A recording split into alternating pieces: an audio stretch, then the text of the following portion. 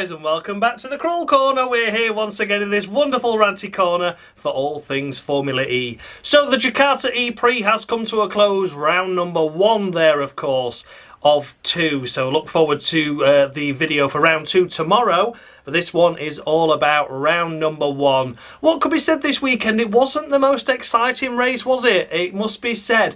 It seems to be, like at this particular circuit, that leading was okay. You know, we've had it before where people were practically stomping on the brakes and taking attack mode and stomping on the brakes in attack mode to definitely make sure they didn't come out in the lead. But apart from a little bit of tactics here and there, the race pretty much went to the guy that was out in front, and the others just couldn't find a way around them. Attack mode this year seems to be not as advantageous in the Gen 3 cars as it was in previous generations. You know, you think you were in attack mode once before, or, you know, when you used to have the likes of fan boost, you used to be able to just breeze past cars. Now, they had 6 minutes of attack mode to take, or 8 minutes total. That could be used as 6 and 2, or 3 and 3, or 6 and 2, 2 and 6, etc.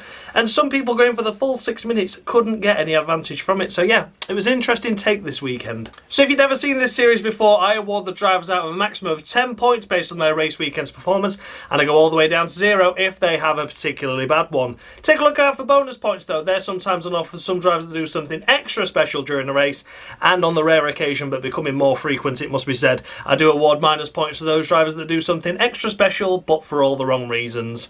So let's take a look at the current Cruel Corner standings then. It's on the screen now for you to take a look at and have a look and see where your favourite driver is. Nick Cassidy out in front there. There's a couple of disqualifications down at the back. Of course, you'll be seeing drivers' names there that aren't featuring in Formula E this weekend, the likes of Lotterer and Ollie Rowland, replaced by Roberto Meri and David Beckman respectively. So their name will be covered up as we get to the points at the end of the total. So yeah, look forward to all of that at the end of the video. But for now, we're going to kick things off with the race winner, of course, Pascal Wehrlein. Bloody hell, where's he been? Where's he been for the past few races? Absolutely nowhere, has he? Had a difficult mid-season, but now it seems he's getting his firm grasp back on that title trophy. He was miles ahead, weren't he, in the first few races, and then he just let it all go away. And here he is, taking a victory once again, a well-earned victory as well, it must be said. He commanded the race, really, didn't he? He was out in front, and like I said, no one could get round him. He built up a little bit of a cushion. It was tight there, don't get me wrong. There was a tight 3 there. The 3 really did break away, the podium finishers, but no one could find a way around him. Jake Dennis was a bit miffed with him, wasn't he? There was a late squeeze there down into that turn 1 complex where that was where the most action was going to be taking place. Quite a wide entry point, tight on exit, and it was a late move by Wehrlein, but I think it was fair. But Jake Dennis was not impressed with him, was he? He was certainly miffed in the cool-down room afterwards. But this weekend overall for Pascal Wehrlein, it's just been a brilliant weekend, and it's been good to see him back where he belongs, at the top of the table, winning a race. Fantastic to see. Porsche have deserved this all season long, and yeah, it's a shame it went begging really for him, but here they are taking some well-earned points, a well-earned victory, and closes the gap to within 2 now, I believe, of Nick Cassidy. So yeah, that swing has gone from like 20 odd points up to 2, just closing up. Just that shows you how advantageous a win is. So for Pascal Wehrlein this weekend, it's got to be a perfect 10, hasn't it? Perfect 10 to Pascal Wehrlein. Didn't put a foot wrong, didn't put a wheel wrong, and delivered under pressure and didn't make a mistake. Fended off well to the cars behind, and it's a perfect 10. That's all said and done. There you go. Well done, Pascal Wehrlein. As mentioned, finishing in second place is, of course, Jake Dennis in the Andretti. 1 and 2, Pascal Wehrlein leading ahead of Jake Dennis. We are back to the season start again, aren't we? It's crazy that we just thought this was going to be... Well, I certainly did. I thought this was going to be like Max in F1, you know. It's going to be between Wehrlein and Jake Dennis, and they were just going to be sharing wins all season long. And it hasn't happened that way after the first few rounds. And like I say, it's nice to see them both back up here. As mentioned though, Jake Dennis very, very miffed with that turn 1 incident in the closing stages of that E-Prix, where of course Wehrlein did come across, you know, Jake Dennis did have the run, but having said that, the way the speed and momentum that Jake Dennis had and Wehrlein blocked him, I don't think had Jake Dennis lunging up the inside, he was going to make the corner anyway. It was very, very late. But Jake Dennis, though, it's good to see him get some good points. It's either podium or nothing, isn't it, this season for him? If he's not finished inside the points, if he's not finished on the podium, I should say, sorry, if he's not finished on the podium, he's not finished inside the points. So another podium for him this weekend. Good result, yeah. So second place, finishing second, a little bit maungy though, wasn't it, at the end? Like, oh, come on, Jake, it's not all bad. You know, there are people that had a far worse race than you and have had a far worse season. Yeah, it was just unfortunate. He was frustrated. He wanted a win, didn't he? But it just didn't quite come off. Maybe for round 2, who knows? But yeah, for now, it's got to be 9.5 to Jake Dennis. I'm just not giving him a 10, just because he was a little bit miserable at the end there, wasn't he? But yeah, overall, a great weekend. Points are plenty.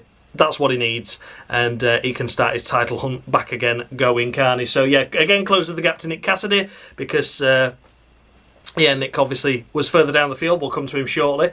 But yeah, 9.5 to Jake Dennis. Finishing in third place after qualifying in pole position. Have I got this right? Have I got this right? It's Max Gunter in the Maserati. My God, blimey O'Reilly, what's happened to him this season? I think I gave him an ultimatum a few races back saying, look, he's just got to sort his son out because he's going to get sacked. If he doesn't improve instantly, he's going to get sacked. And he must have listened to me, subliminally, or he's watched this video. He definitely has stepped up the game massively now, hasn't he? These are what we saw of him in previous seasons when he was in Andretti, in the BMW, of course. You know, we saw flashes of brilliance, a victory here and there, a couple of podiums, and the rest of the time sailing it off into the wall, being inconsistent. We'll slam into that car over there, we'll crash into that over there.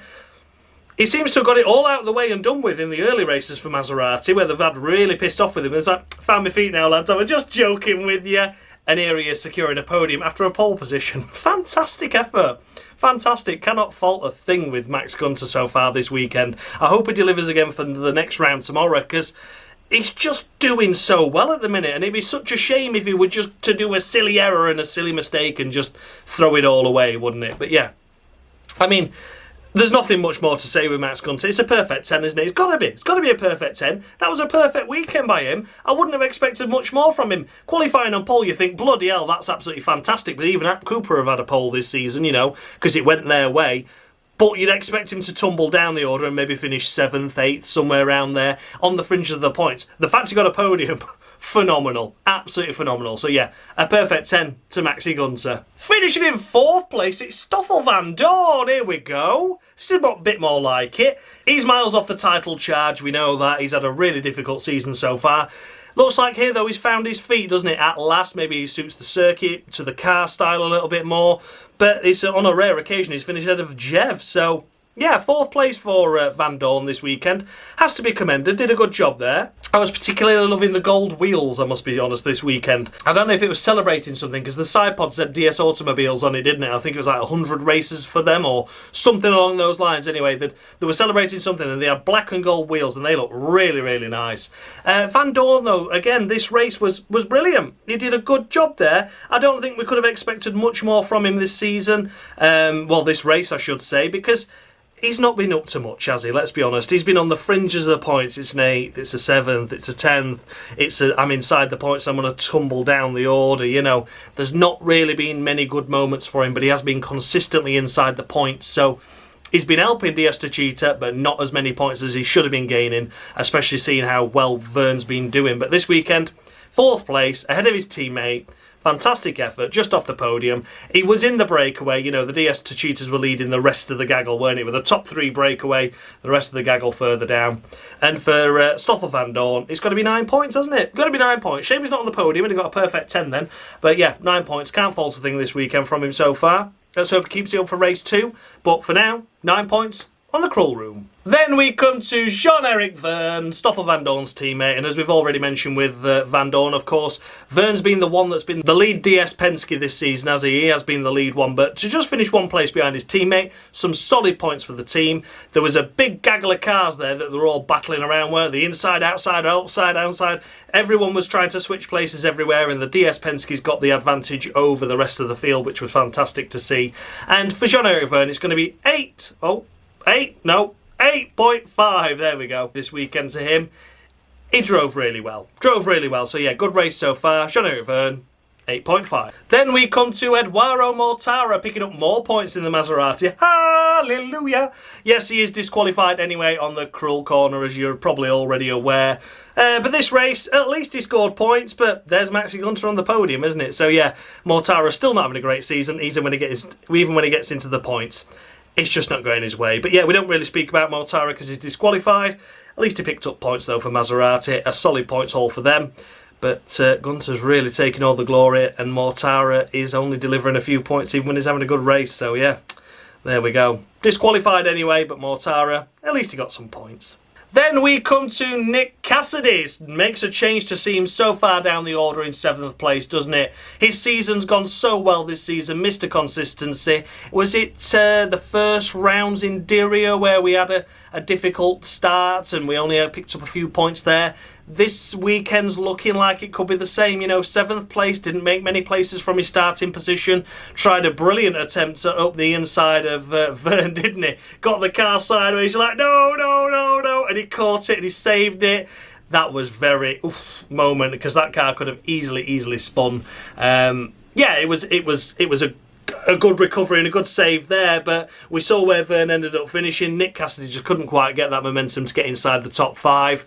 Bit of a duff weekend for Envision as well. We've not seen Bohemia yet.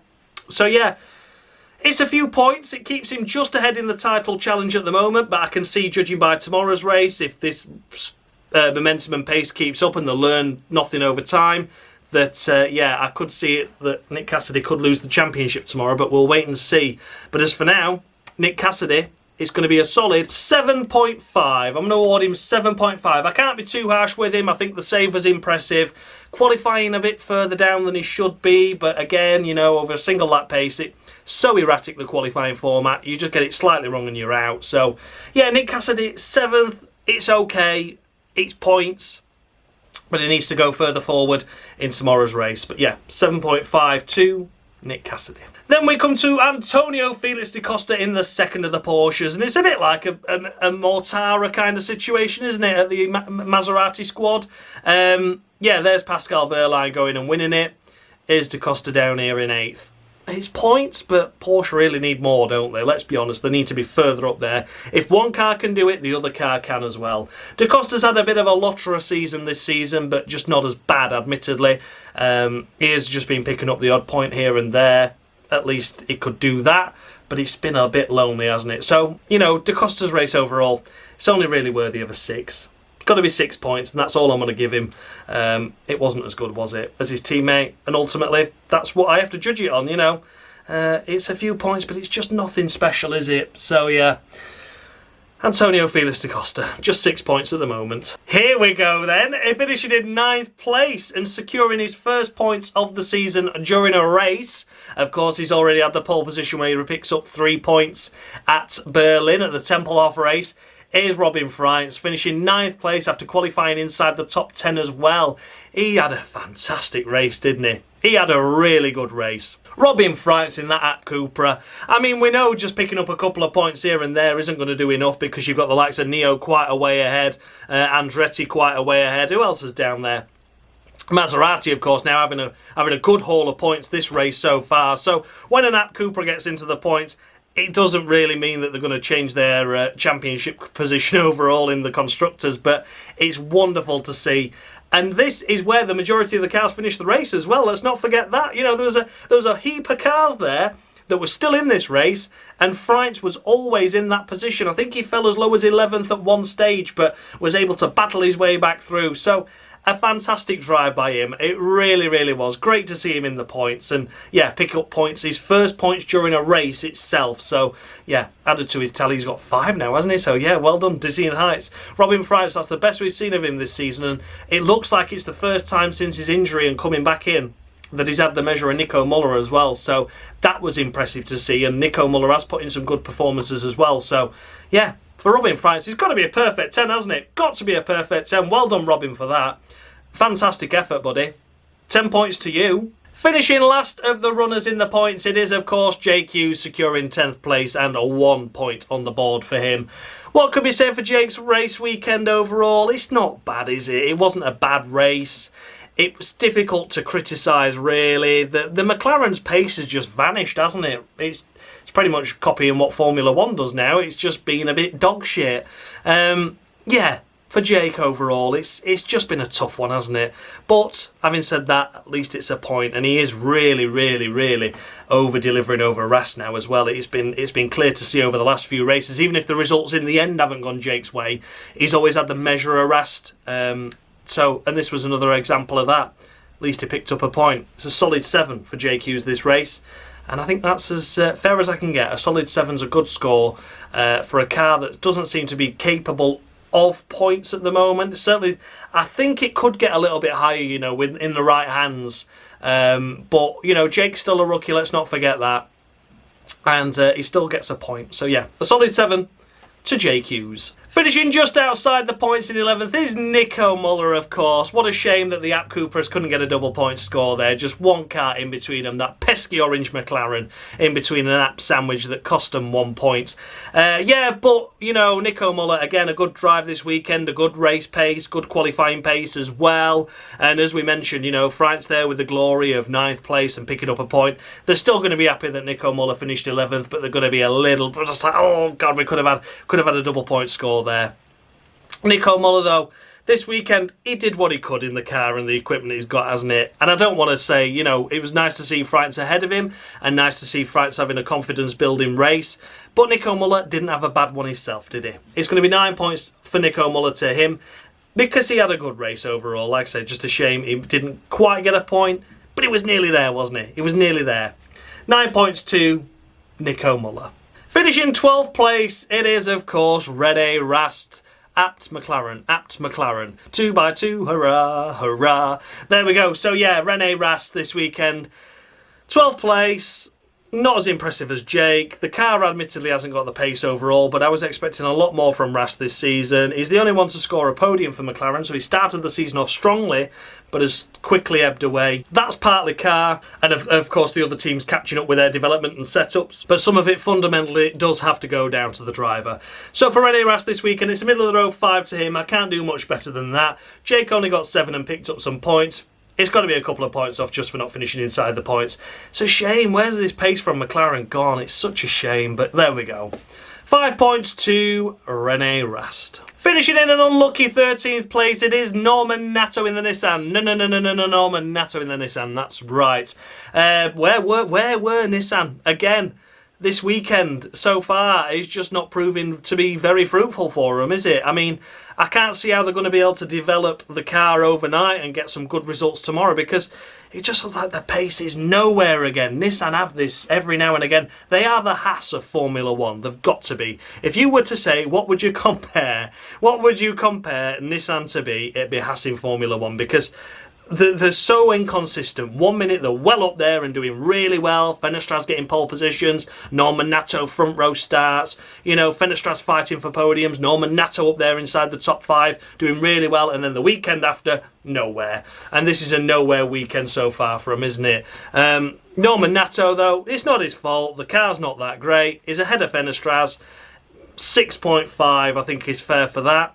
They can't really talk about much, to be honest, because the race was so stable. You know, there was a couple of erratic moments and a couple of good moves here and there, and we'll talk about them as we get to them. But, you know, most of the packet was fairly stable and not much happening. So, yeah, 6.5 to Norman Nato. Finishing in 14th place, a little bit lonely for Dan Tinkton, to be honest. The Neo looking to have a little bit of an off weekend this weekend, it must be said. Bit of a shame that, really, because I was expecting a lot from Neo. I always expect him to be around the points, but Dan Tinkton this weekend just couldn't get it together. Mainly car issue. The team have said that they're having powertrain issues and getting the power down. They're suffering from understeer as well. So it's just a shame when you see Dan down here because he's normally further up the field. I mean, fair enough, he might knock his own front wing off every now and again and cost himself his own points. But this weekend he's just been nowhere, and I think he's just driving around doing what he can with the car he's got this time around. So yeah, a bit of a shame for Dan, really. It's a shame to see him down here and not really his fighty usual self, but he's delivering what he can with the car he's got, and that's all can be said. He made up some good places, actually, overall from his race start. Wasn't he down on the back row of the grid this race? It certainly wasn't anything impressive, was it? But like I say, it's down to the car as opposed to the driver himself. We know how fiery Dan is, so yeah, I'll be disappointed so far. See what comes of it next race, but I'm not expecting much like the Nissans, to be honest. I don't think the Nissans are going to do much all of a sudden overnight. Neo will probably still struggle as well. We never know. A chaotic race, though. They were tame this race. Might be a bit more chaotic. Might see Neo scrape a point or two, but apart from that, I can't really award much more to Dan Tinctum this weekend other than 6.5 to him as well. I gave Norman Nato that. I think it's only fair I score Dan that as well because, yeah, I can't give him much more than that. You know, some drivers ahead had a lot more impressive drives with lesser equipment, such as the app Cupras. But at the end of the day, the car's to blame as well. So, yeah, 6.5 to Dan Tinctum. Finishing in 15th place, it is, of course, Lucas Di Grassi. What could be said for this season, really? That Mexico podium seems such a long time ago, doesn't it? Well, it's actually probably decades ago at this point now, isn't it? Unbelievable.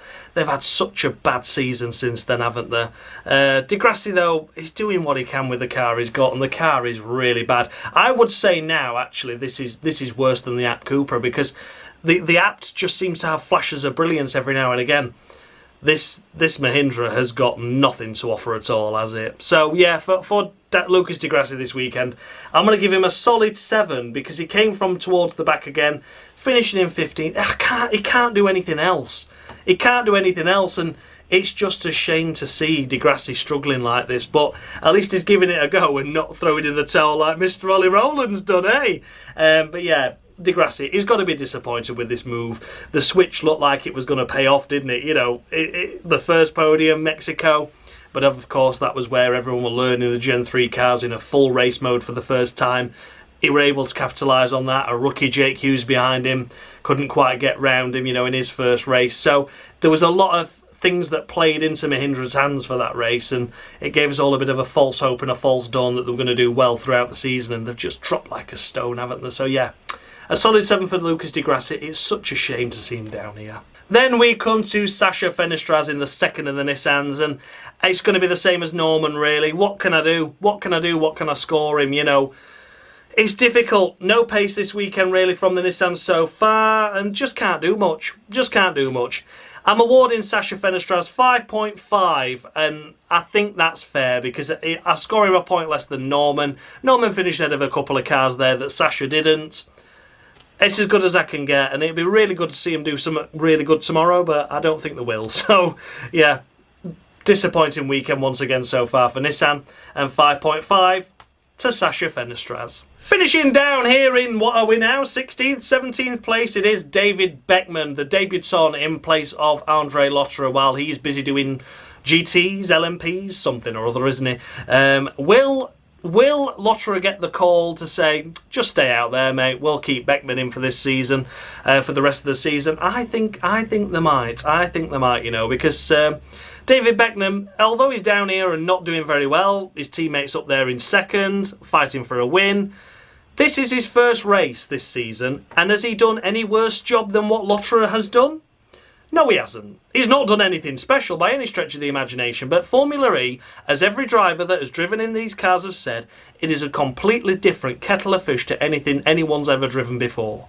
You know, so it is really a steep learning curve for Beckman here, and his first race weekend to come in at relatively short notice, it must be said. I mean, we knew it were going to happen, so Andretti have tried to build him up and, you know, giving him some practices and, you know, he's been on the sim and stuff, but the day still comes and you always feel like you're underprepared. I don't think he's done a bad job, to be honest. I'm not singing his praises and saying he's done phenomenally well. You know, we've seen some debutants up there scoring points in their first race before, but considering he's replacing Lotterer, who's doing absolutely nothing, I think you may as well just take a punt with Beckman, keep him in the car for the rest of the season, and if he develops well enough and you can see progress each race and each session he goes out in, then you've got a chance there. You think, yeah, it could be all right him to replace Lotterer long term going into next season onwards, you know. And another driver, another team might snap him up as well. So, yeah, David Beckman, not singing his praises by any stretch of the imagination. Down here isn't great, but it's a start. Building up laps, building mileage, learning how to handle the percentage rate and keeping his car on the road. It's a 4.5 to him for that. He'll be taking Lotterer's blocked out place, of course, so he'll score 4.5. If Lotterer does come back in the car, this 4.5 is irrelevant, but I've got to award him something because he is a new driver. So yeah, David Beckham, 4.5 on the crawl room to him. Finishing all the way down here in 18th place, it's Sergio Sette Camara. Oh my God, Sergio Sette Camara. I mean, we've got to say that the car's an issue this weekend, haven't we? We have got to say that the car looks like to be struggling so far from what we've seen of it. But finishing down here, P nowhere, you know, behind a rookie in Beckham, you know, it's not good, is it? So, yeah, unfortunate really. Sergio Sette Camara's race weekends have not really done much or delivered much, haven't they? Apart from that 5th place in India, was it?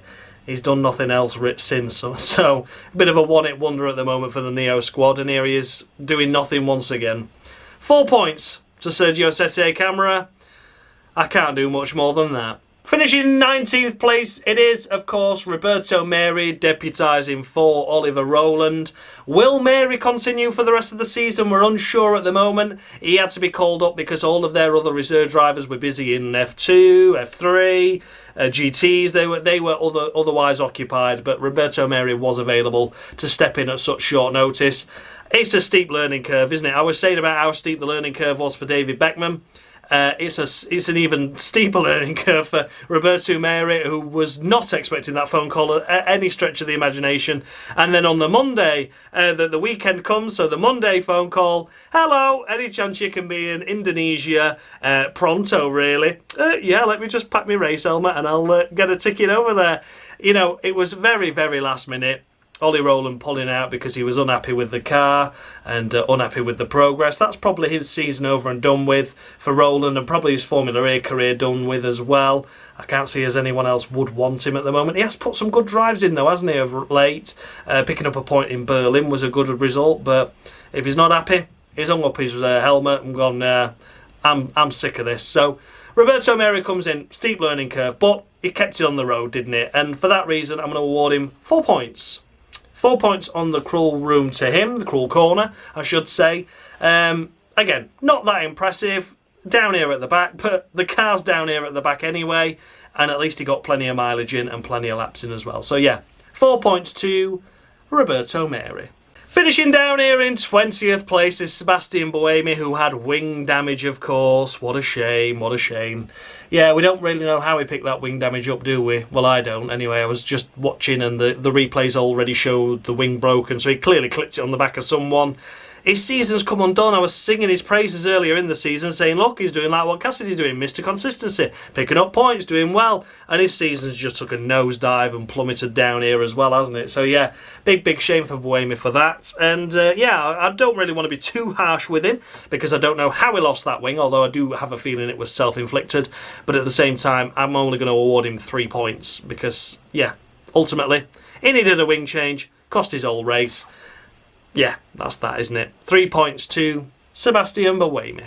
Then we come to Sam Bird. Oh dear, oh dear. What do we say about Sam? I just can't believe it. I cannot believe it. This was really the only talking point all race. The race has been a quiet affair, a tame affair. But here we are, getting to Sam Bird. Taking your teammate out once in a season is bad enough. Taking him out a second time is just unforgivable. Unforgivable. I would not be surprised if after this weekend they just say, thanks for your time, Bird. Let's call it quits. You know, let's end it there, shall we? Because he really screwed the team over again, hasn't he? How many points have Jaguar lost as a result of Sam Bird's poor performances for one? Let's not beat around the bush. You know, he's had some shit races this season. And then when both cars are in good points paying positions, he goes and takes himself out and his teammate out. And this time around, he just took Bird out. He just took Evans out. So, yeah, I don't really know what to say, to be honest, other than, of course, it's got to be a disqualification on the cruel corner to him. It has to be. I can't let him get away with it twice. You know, once is bad enough. But yeah, I just can't believe it. It's happened again. Happened again. Closing speeds were too dramatic. Disqualified. I've not even got a rant in me because it's just pure disappointment. We've seen a good spell of races there where Jaguars getting 1-2 and 1-3s, and you're like, oh, come on, the momentum's firmly back with you now, Sam, and then he goes and does this.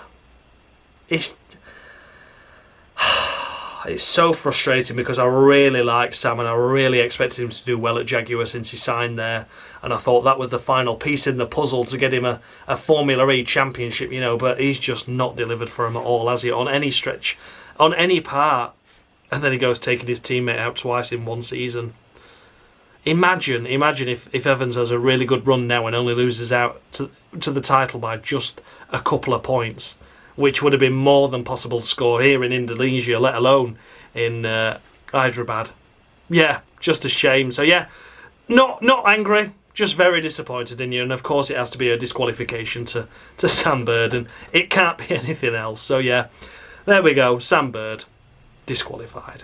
And then last but by no means least, the only official retirement in this race, of course. I forgot to mention with Sam Bird, due to my disappointment, that he did get took out by Rene Rast in the end on that final lap, and that's why he tumbles down here. So, yeah, oh well, you know, karma's a bitch and all that lot. But yeah, karma does bite you back, and he got stuffed in the wall. So, but both cars out, but Bird classified just one lap down.